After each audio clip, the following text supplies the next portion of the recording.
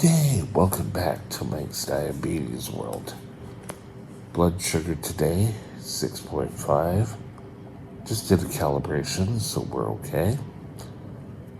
Earlier today, my sensor was reading 7.3, and when I did a test, there it is, it came out at 6.3. So it's a 1 degree difference. Not that big a thing. 87% time in range. If some of you are watching more than one video at a time, you would have seen these same numbers yesterday, because a lot of times I will do a couple of videos along the way. Above 10, I was 0. 87% time in range, which dropped a bit yesterday. 13%, I was below 3.9. And the average blood sugar is at 6.4. Matt, look at that. I equal out to the exact same. Imagine that. Today, yes, I'm trying to grow a mustache again. Today, I want to discuss relinquishing control to your insulin pump, especially with the new 780G pump, and what my thoughts are. Stay tuned.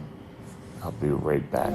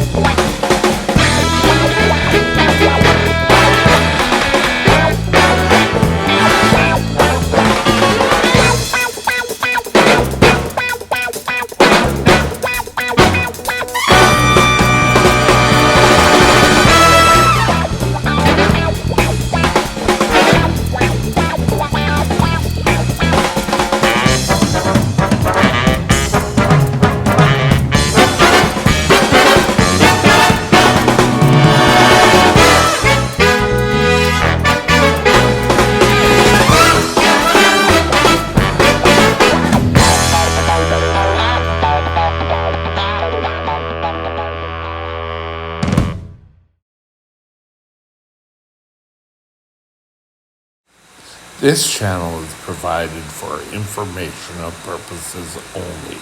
Contact your physician for any diagnostic or treatment plan. For some of you who don't know, I am a labile diabetic, and I utilize an insulin pump.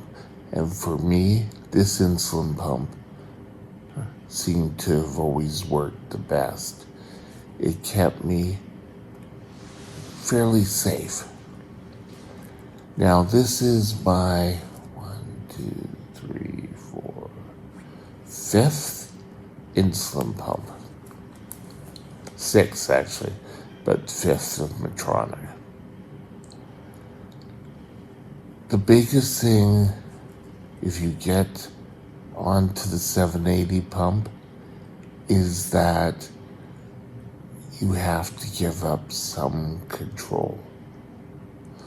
And I'm not meaning control of your blood sugar.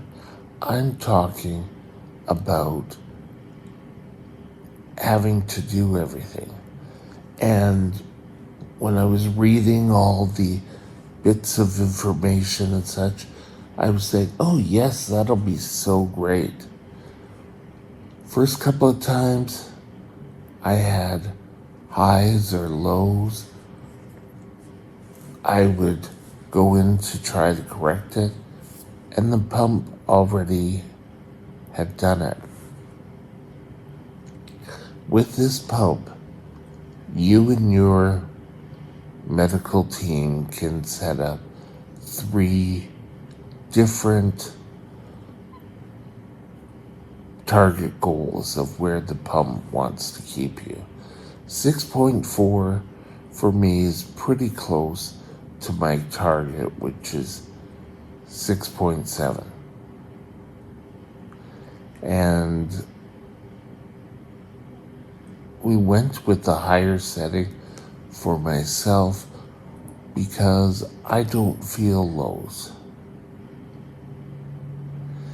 And, when they say, oh, the shakiness, oh, your lip feels funny, oh, your eye, you'll start to see double. Keeping things under control is important, but your doctor wants you to be safe. And being safe will always have what Medtronic and your doctor and you should always have in mind. Now, control. Let's see if I can show it here.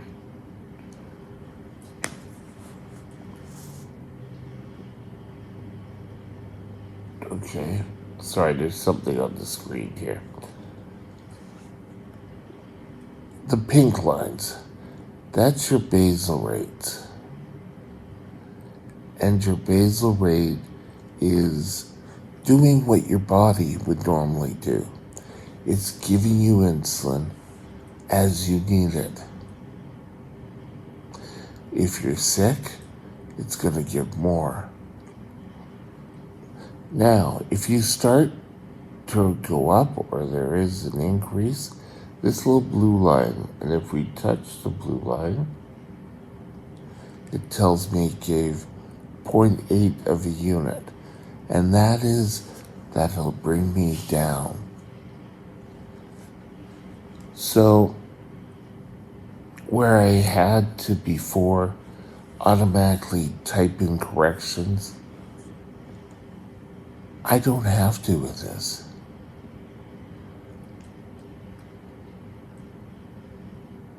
If you bolus to try to bring it down, the pump will say, insulin not needed. I'm paraphrasing there. So, some people,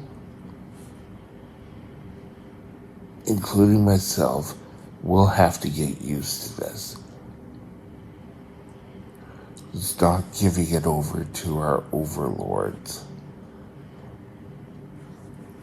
But just because you have a bump and doing things, does that mean you don't need to check? You don't need to calibrate. Well, there is a new sensor coming on board where you won't have to calibrate every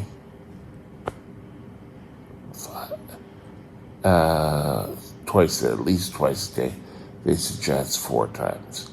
For me here, we eat 4 times a day, so I automatically just give insulin as I go. Looking pretty sensible yesterday. It's a good day. So, if you want tight control, this is the pump for you. If you go low, it automatically shuts off. And I know the first thing they want to do is if you go into emergency and for whatever reason you injected to or whatever, you have a severe low that you need help and you go to emergency, shut off the pump. We don't want it giving insulin. And with Medtronic, it's going to stop. It's not going to give you insulin if you drop below, I think it's below 3 or 3.9.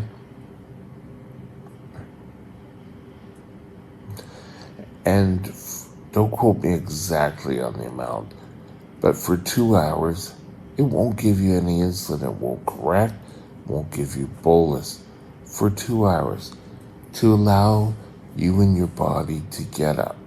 And then when your blood sugar gets back into normal ranges, it will start working again. Or if 2 hours have lapsed. If diabetics go without insulin, type 1s, for more than an hour, you're starting to be very close to going DKA.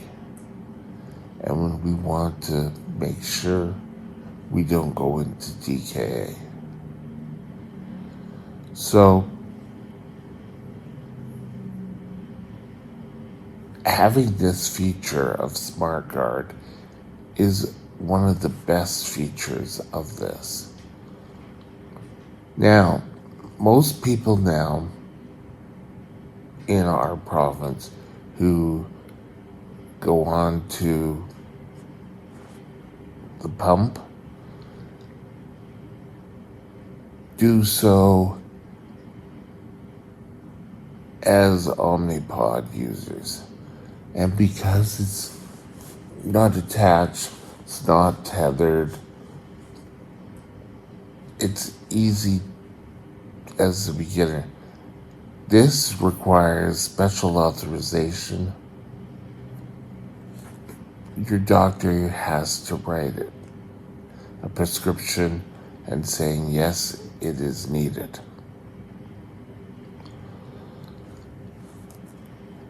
Each pump is striving to get better. Right now, for my care, this is the one, and I did a whole video on it. But I honestly have to say, once you learn to give up control and let the pump do what it does, and you just have to sort of monitor. The new sensors I talked about at the time of this taping aren't available in Canada yet, but they're on their way. So, is relinquishing control a good thing?